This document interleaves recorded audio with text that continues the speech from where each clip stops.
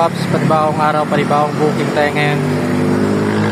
Dito yung drop off natin ngayon.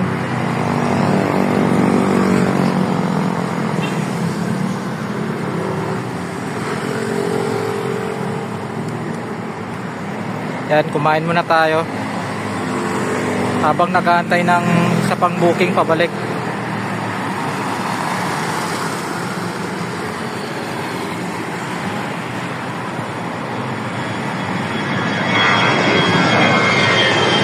Yan,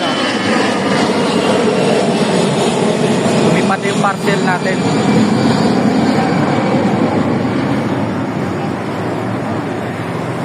Yung mga paps, ito yung ano natin. So dito na rin tayo mag-aantay ng booking pa pabalik kasi yung drop off natin dito lang din.